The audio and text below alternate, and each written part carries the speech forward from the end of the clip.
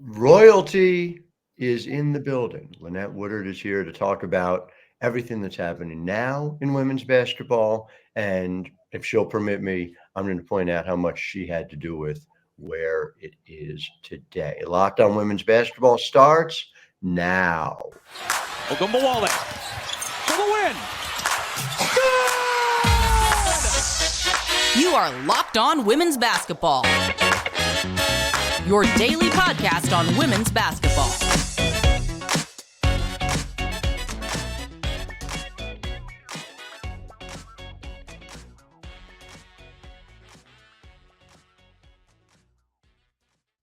Well, hi there, everyone, and welcome to Locked On Women's Basketball. I'm your host, Howard Megdal. I want to thank you for showing up for us the way we show up for you. Make sure you like, subscribe, wherever you get your podcasts.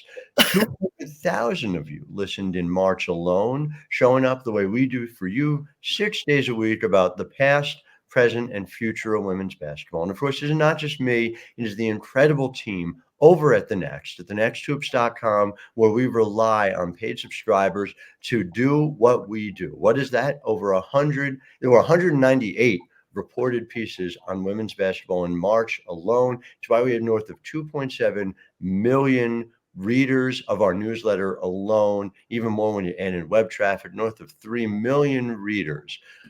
Go ahead, get it all to your inbox, subscribe, $9 a month, $72 a year, thenexthoops.com. And we have had the privilege of covering what happened, what is happening, what will happen in the legacy of Lynette Woodard's basketball career. Lynette has been a key figure at every turn. You can look and you can see about the growth of the game, and she is there. If you want to talk about the college game, if you want to talk about immediately after Title IX and what she did at Kansas, if you want to talk about scoring and the fact that she is there in the record books, if you want to talk about, yes, that's right, not just the Harlem Globetrotters, but the WNBA at every turn, playing, coaching, a voice on the game. I don't mean to go on and on. I don't even know how we get to all of it in one program, but Lynette, I'm honored you're here. And where I want to start is a conversation I know you are eager to have. You have been very supportive, nonstop, about Caitlin Clark's rise in the record books. I know you talked this weekend. You had a comment that you felt the need to clean up on. I just want to give you the floor. Talk to me about your immediate feeling, immediate aftermath, and sort of where you are about Caitlin Clark. And let's start there. First of all, I love Caitlin Clark. Caitlin Clark has transcended the game of basketball.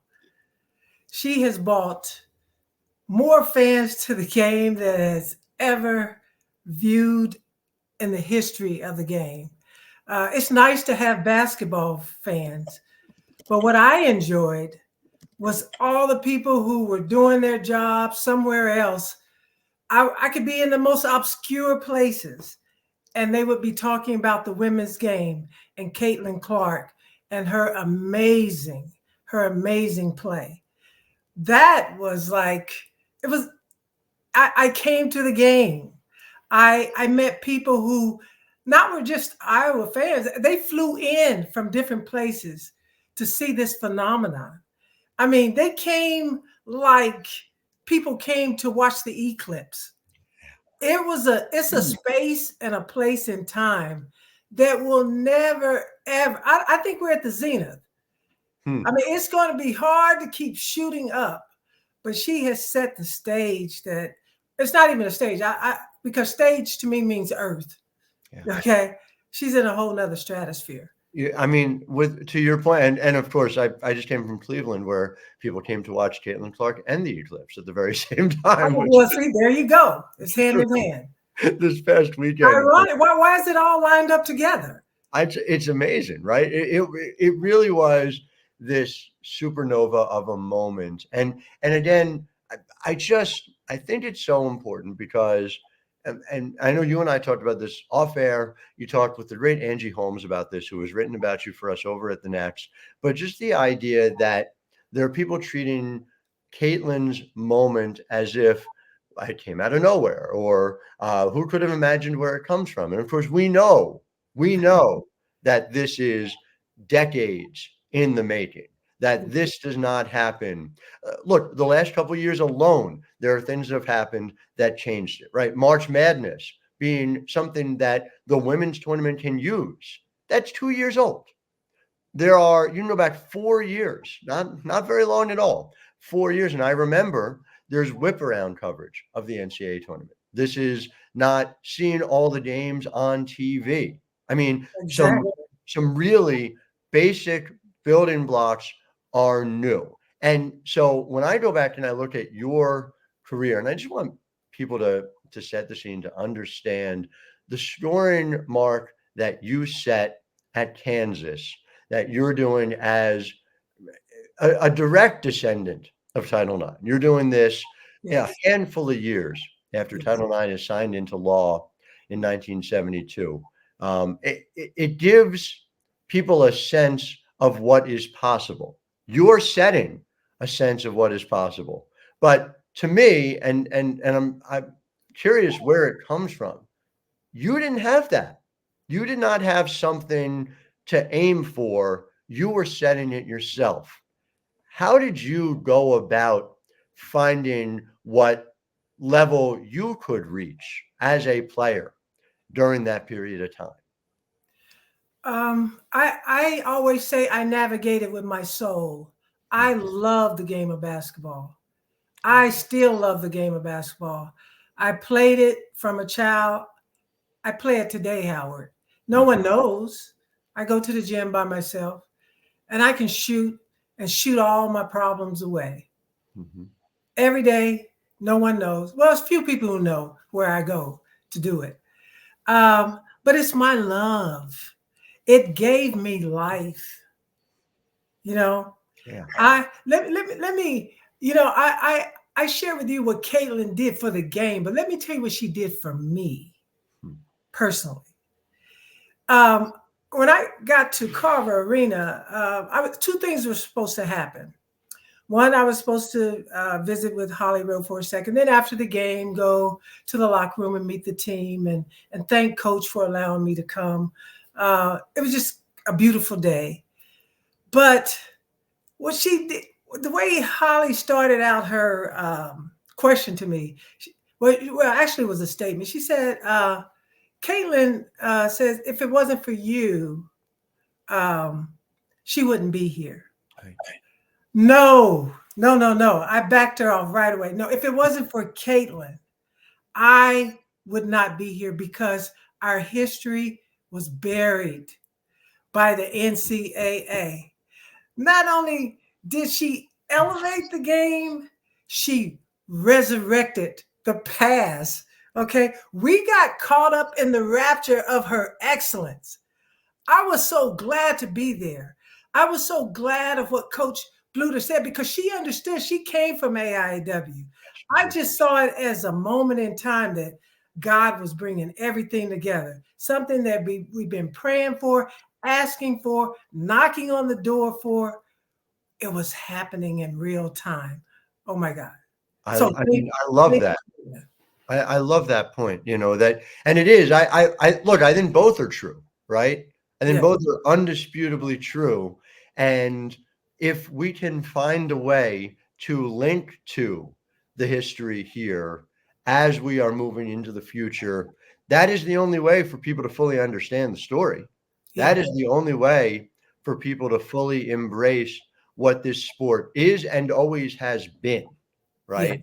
And going back to the very beginning, going back to, quite frankly, and people are amazed about this. I get people asking me, well, when did women's basketball start? It started when men's basketball started.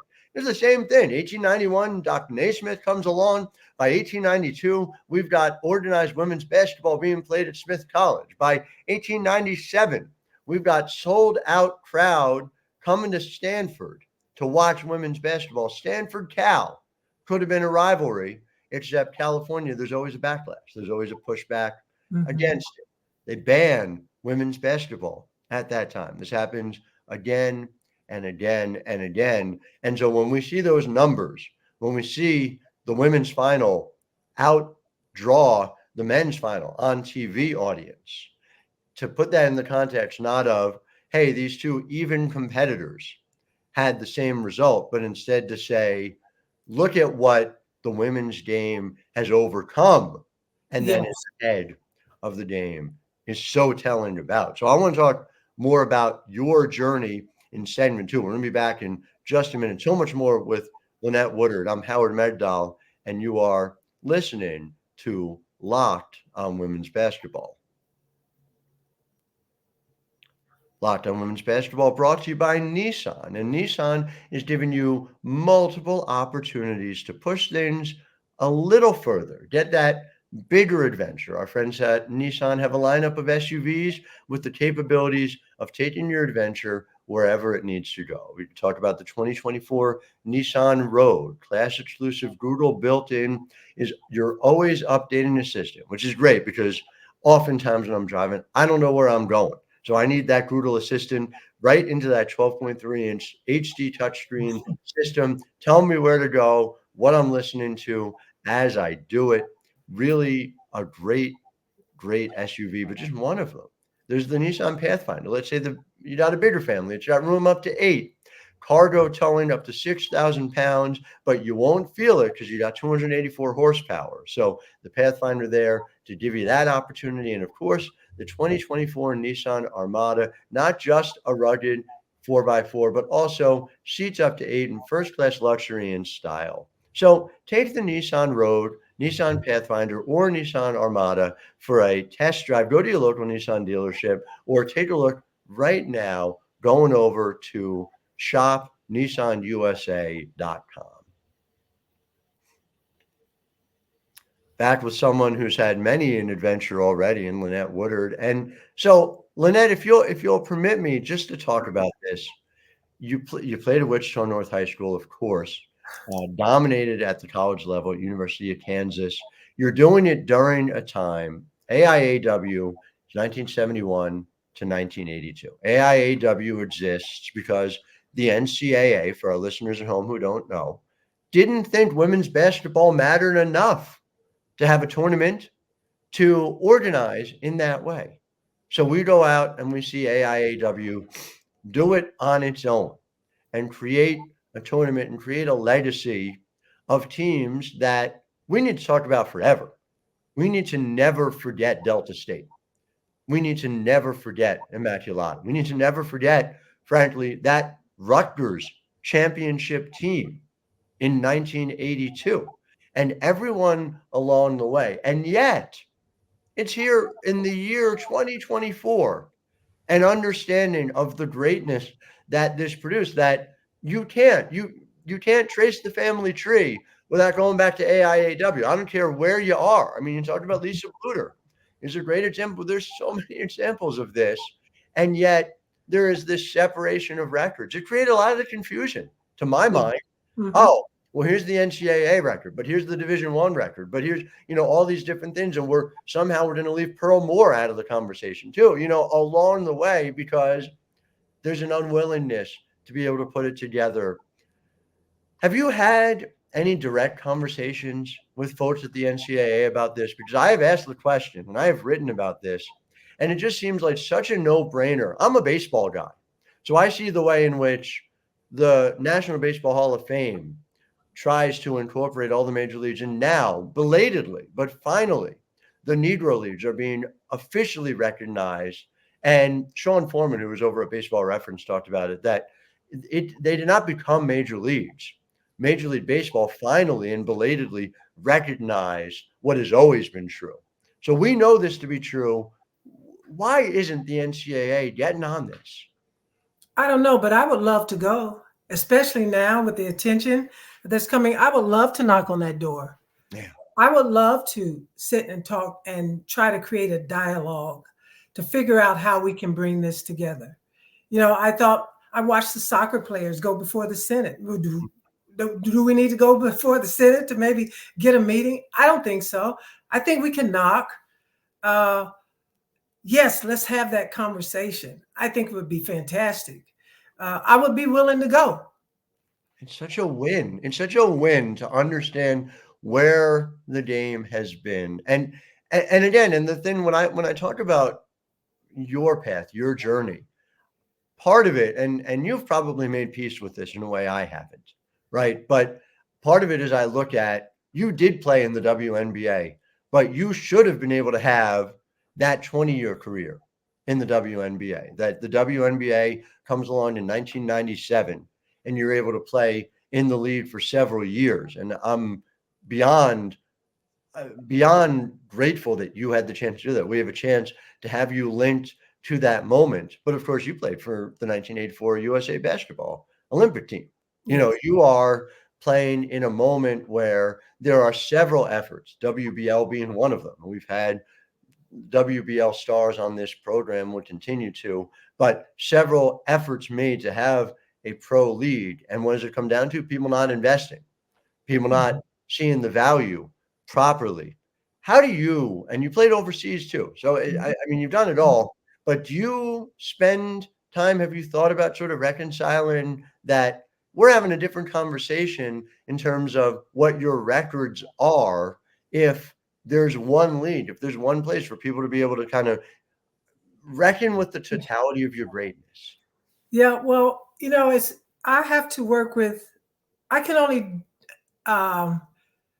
go out and take what I have to work with. Yeah. You know, so I thank God every day for the opportunities that I had, and I try to make the most of it. And I have to trust that whatever little inroads I can make, no matter what, at the end of the day, I have to look for what's the greater good here? What can I do? How can I help?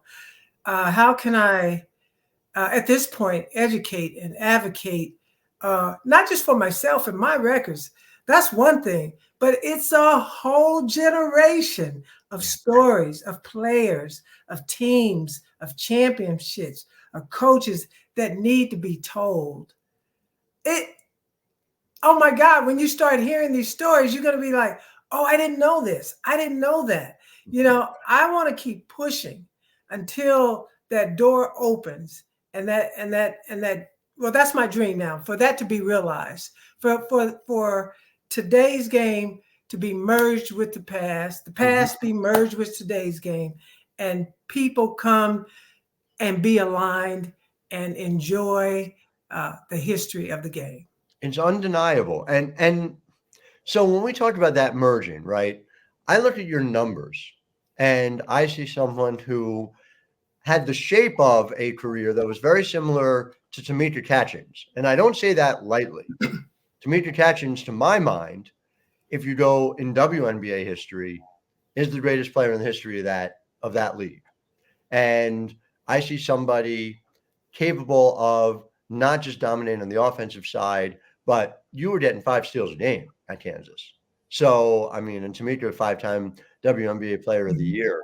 But for our listeners who don't know, just, is that the fair comp? Like, where is that comp when you think about players of today? And I say today, but I'm in denial that Tamika's retired, because I had a chance.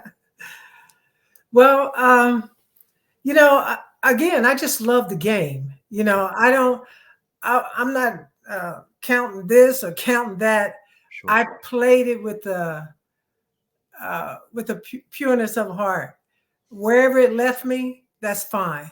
Yeah. I just want to share what happened in my era. That's all. Mm-hmm. You know, that's why we're here today. I'm just share what happened for me, my experience. Mm-hmm. But it doesn't take away from Tamika's or anyone else's. It's just a time and a place, a snapshot of what happened when, you know, and hopefully it inspired Tamika or anyone else that have watched the game to continue on and run with that baton and take the game to a higher level.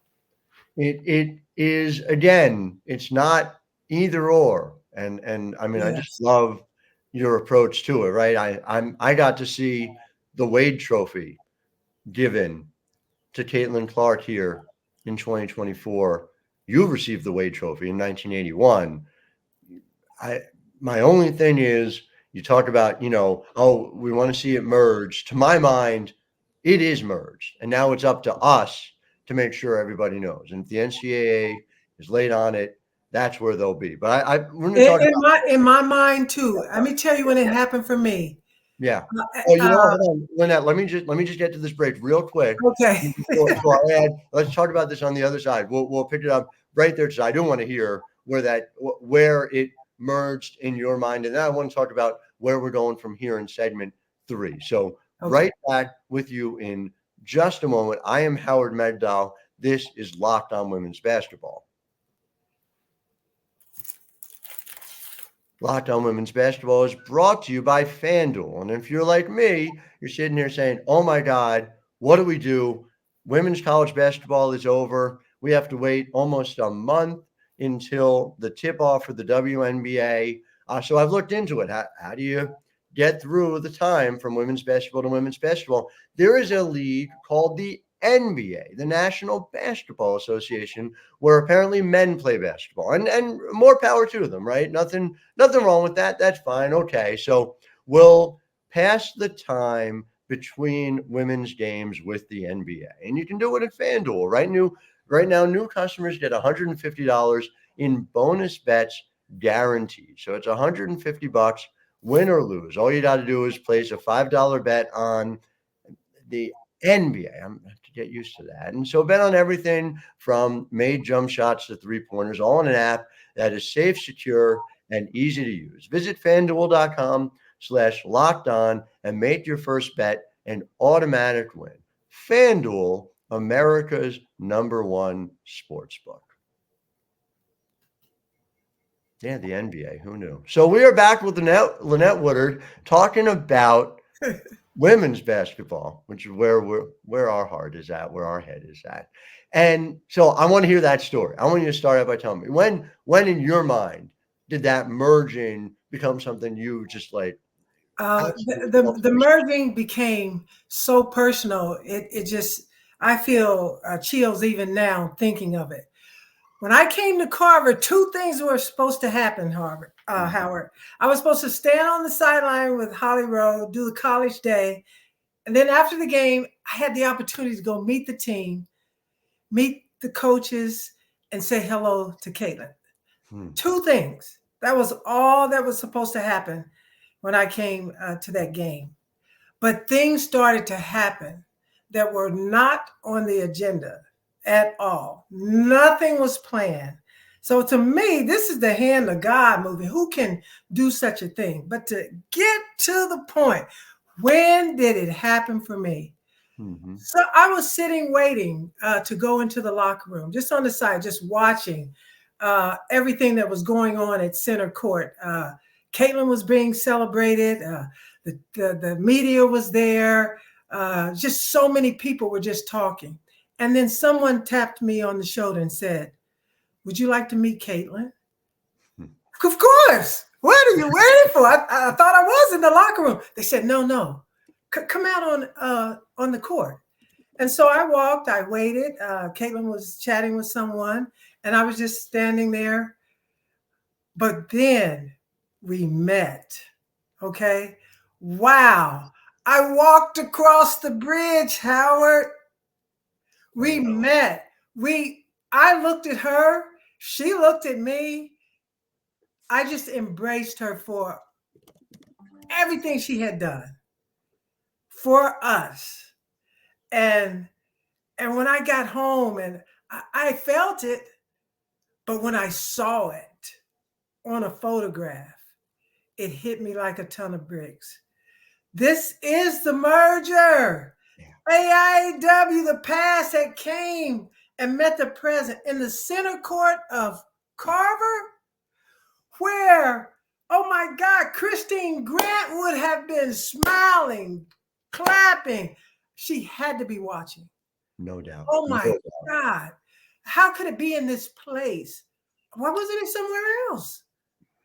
It was right there at Iowa, where it was supposed to be, how it's supposed to be, unplanned. The hand of God to me. That's just how I believe. No, it's hard not to see something bigger in moments like that. You have to work not to, is almost the way I'd put it. And again, to your point, yes, it is always merged, right? And I even go back to, look at your WNBA tenure, right? And you can go look directly. You can say, all right, Lynette played for the Detroit Shock. You don't have to work hard at this, right? You played for the Detroit Shock. You are playing head coach Nancy Lieberman, who played on the 76 team, who played in the WBL. So you can take it back. You can trace it easily. You can trace it forward. And you can say, you're playing on the same team with Sandy Brondello. Sandy Brondello coaching in the WNBA finals this past year, currently coaching the New York Liberty. There's no separation. However else anyone else wants to see it or treat it, this is a legacy that you are an integral part of, that is the reason why we are here to this day. Caitlin Clark about to play for Lynn Dunn. I mean, you just sort of bring the past and the present. There it goes again. I love, by the way, you can't say Lynn Dunn's name without people smiling. Oh, yeah. Oh, she is going to have a ball. Yes, she always does. She always does. Well, listen, Lynette Woodard, I'm so honored to get to chat with you. I appreciate you sharing your stories. We will continue to do it. We will do it over at the Next. We will do it everywhere we can, and right here on Locked On Women's Basketball. So I thank you. I thank you to our listeners for being part of all that we are doing, past, present, and future. We will be back 100% with you tomorrow, the way we are every single weekday and Saturdays as well. Until then, I am Howard Megdal, wishing all of you a wonderful day. Ogunbowale for the win. Good! You are Locked On Women's Basketball, your daily podcast on women's basketball.